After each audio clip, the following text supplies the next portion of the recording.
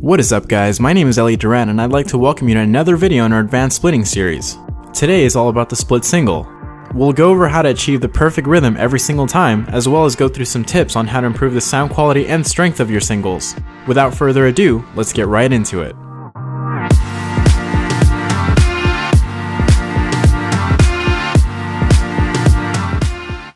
The split single is a bass drumming rudiment that nowadays is almost guaranteed to be a part of a modern bassline show music. It can come in a variety of different beat subdivisions and can be shaped with crescendos or decrescendos in order to add a dynamic quality to the split. If you're just starting to experiment with splits that alternate drums with every partial, this is definitely the best place to start. Before we get into learning how to perfect this rudiment, let's first go over the characteristics of a split single for anyone who has not yet encountered them. For this video, we're going to be basing our singles off of 30-second notes, but as I said before, split singles can come in any subdivision of a beat and can be held out for any number of counts. Regardless, you can use the same technique that I'm about to teach you here to tackle any type of split single you'll ever see. As always, we'll start by setting up the part of the person that's playing the downbeats. You can always figure out the rhythm that each player will be playing by dividing the overall rhythm by 2. For this example, we're playing a 30-second note bass split single. If we divide 32 by 2, we get 16. This means that if we assume 2 beats of split, we know that the player on the downbeats will also contribute 2 counts of 16th notes. Now let's add in some stickings. A split single is characterized by the fact that the entire split is played off of one hand, and for now we'll be sticking to playing it on the right hand. And with that, the downbeat passage is complete. To add in the upbeat passage, all we need to do is copy the downbeats and paste them right back into the bar while shifting them over by one 30-second note space. Just like that, we've now written out a full bar of 30-second note bass split singles. Now that we understand the rudiment, let's move on to learning how to execute it correctly. Just like with all the splits we teach, our first goal is to ensure that both players understand the downbeats very well. If both players 1 and 2 can execute the bass rhythm with great rhythmic accuracy as well as matching heights and velocity, they'll be better equipped to tackle the upbeats when it comes time to add them in. A great way to work on this is to play through a basic primer that allows you to work on bass rhythms alongside a check pattern. When working 16th and 30-second note bass splits, I like to approach them using a short-long scheme. 2 beats of check followed by 2 beats of bass rhythm for 2 bars, and then a bar of check followed by a bar of bass rhythm. Before I play through this one, I strongly recommend that you first work on this primer independently to make sure that you're comfortable with your own rhythms.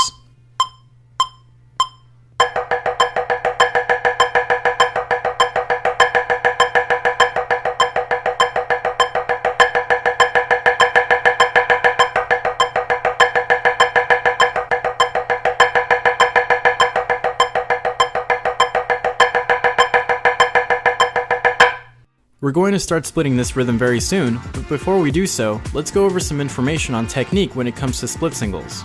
Singles are interesting because they are one of the very few times that we as bass drummers must play a lot of fast notes consecutively on one hand.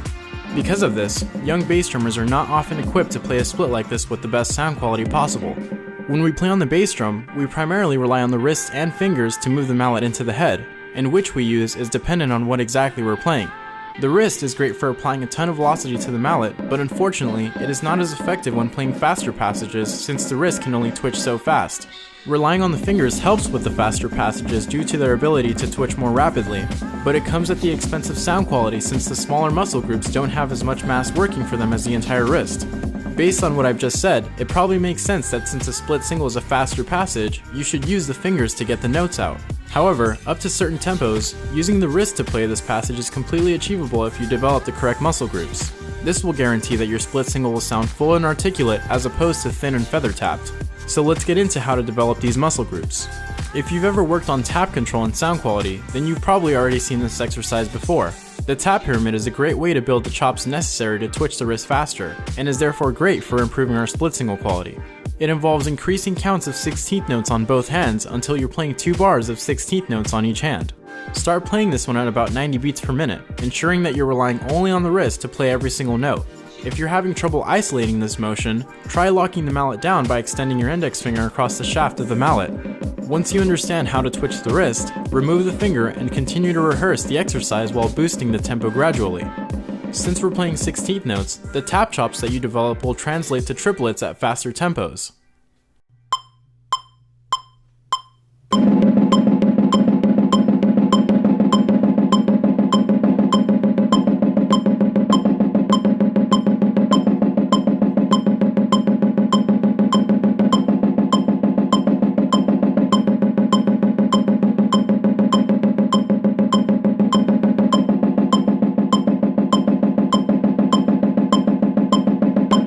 With that in mind, feel free to go back to the first primer and rehearse it with this insight on producing stronger singles. If you're ready to move on, your next step is to meet up with your splitting partner and play through the primer together, making sure that you both approach the downbeat check pattern with the right velocity, correct rhythms, and identical heights.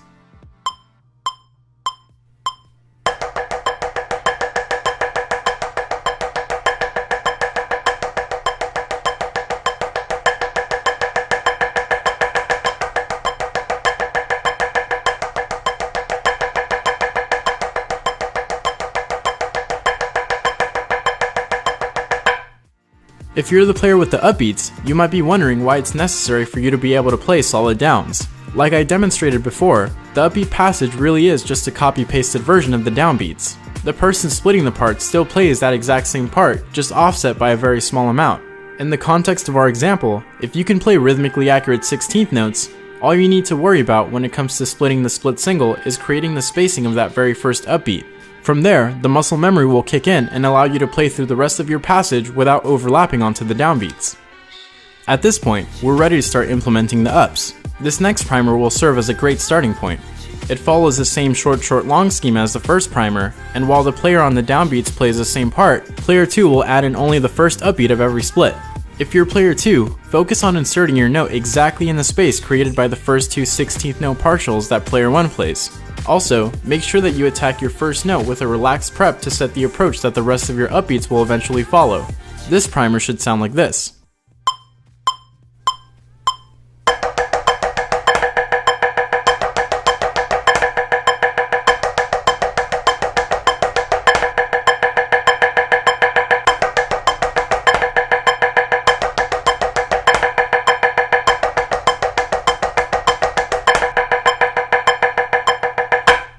Once player 2 is very comfortable with placing their first upbeat, it's time to put it all together. At this point, player 1 should have a lot of practice playing rhythmically accurate 16th notes. Player 2 should be able to use the spacing learned from the second primer to place their first upbeat, and then rely on the muscle memory they gained from playing through the downbeat passage to drive them through the rest of the part without changing the spacing or approach within the bar. The completed split single should now sound like this.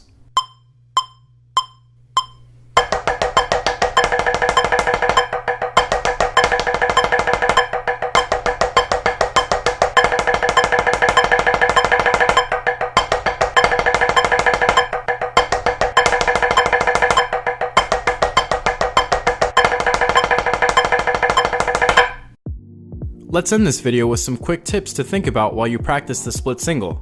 If you're the person on the upbeats, don't use a ton of brain power worrying about placing every single individual note within the space of your partner's notes.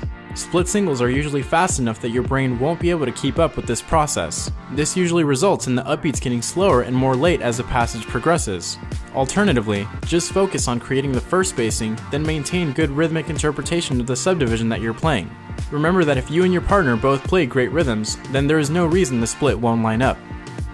Second, acknowledge the approach in the hands while you play through the split. Like we discussed before, it can be easy to fall in bad habits and rely on solely the fingers to play split singles, which results in a passage that does not project very far. At fast enough tempos, you'll have to start employing some finger to twitch the mallet faster into the head, but the more you can rely on the velocity the wrist can contribute, the stronger your split will sound. Additionally, making sure that you don't bite off more than you can chew in regards to heights is also important. Unless you have dynamic markings through the split single, focus on attacking at a height that you can sustain through the entire duration of the part so that your passage does not lose steam and diminish unintentionally. And that concludes our lesson on split singles. If you enjoyed this video, please consider liking and subscribing to our channel, and share this video with anyone you feel could benefit from this information. Also, make sure you visit our website bassdrumgroup.com, where we offer a lot of free sheet music for more split breakdowns. It would also mean a lot to us if you check out our store, where you can grab some sweet gear to promote your love for the bass drumming community. Any purchases you make help us create better videos for you all and are incredibly appreciated.